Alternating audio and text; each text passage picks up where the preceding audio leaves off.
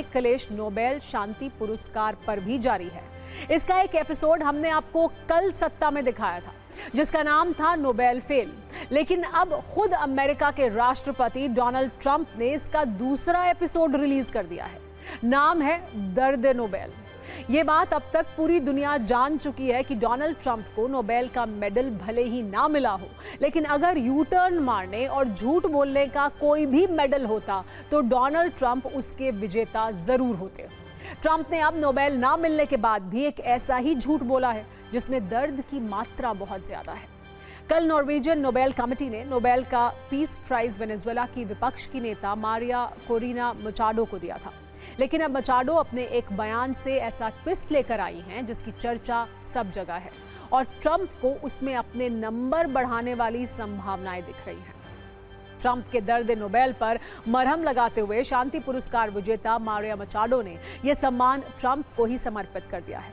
मचाडो के अनुसार वो ये पुरस्कार वेनेजुएला के पीड़ितों और उनके उद्देश्य के निर्णायक समर्थक के लिए राष्ट्रपति ट्रंप को समर्पित करती हैं। हालांकि ट्रंप के नोबेल वाले जख्मों पर मरहम लगाने के पीछे मारिया मचाडो का मकसद क्या है, आप वो भी समझें। पहले ये देखिए लेकिन ट्रंप ने इस पर क्या कहा है। अगर आपने ट्रंप का बयान गौर से सुना होगा तो इसमें उन्होंने एक बात कही है। ये कभी नहीं बोला कि नोबेल शांति पुरस्कार मुझे दे दो। वैसे ये दौर अगर पाषाण युग का होता तो सब मान भी लेते। शायद ट्रंप ने ऐसा ना कहा हो, लेकिन वो भूल गए ये कैमरे, मोबाइल और सोशल मीडिया का युग है। यहाँ जुबान से निकली एक बात या बयान सदा के लिए मौजूद रहता है। वॉशिंगटन पोस्ट ने कुछ वक्त पहले एक रिपोर्ट जारी की थी जिसमें यह बताया था कि 2017 से जनवरी 2021 के बीच ट्रंप ने 30,000 से ज्यादा झूठ बोले और गिनती अब तक जारी है। इसमें ट्रंप का नोबेल वाला झूठ भी जुड़ गया है।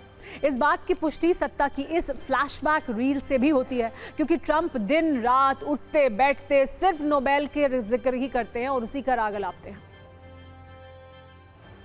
वैसे नोबेल शांति पुरस्कार और उसकी विजेता मारिया मचाडो को लेकर अब वर्ल्ड पॉलिटिक्स में क्लेश ज्यादा बढ़ता जा रहा है।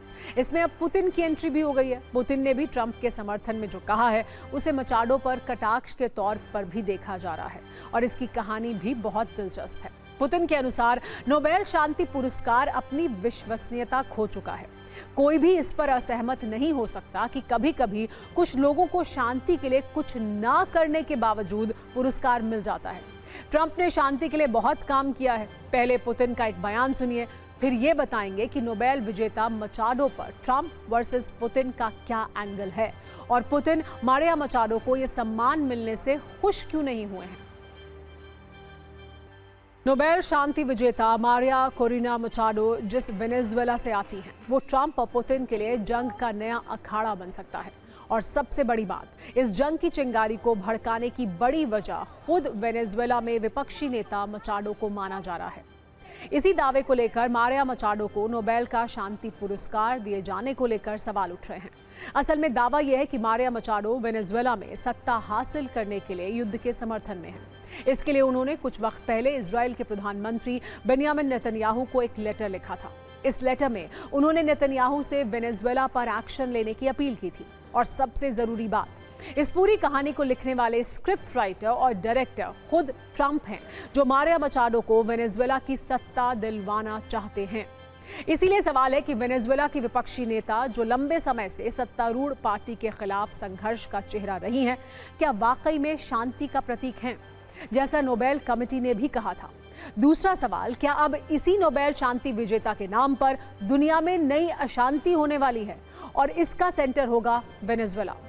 इस कहानी में बड़ा ट्विस्ट यह है कि अमेरिका के राष्ट्रपति डोनाल्ड ट्रंप वेनेजुएला की मारिया मचाडो को सत्ता दिलवाना चाहते हैं, लेकिन बदले में जिसकी सत्ता छीनना चाहते हैं वो हैं वेनेजुएला के राष्ट्रपति निकोलस मादुरो, जिन्हें व्लादिमीर पुतिन के साथ ईरान का फुल सपोर्ट मौजूद है।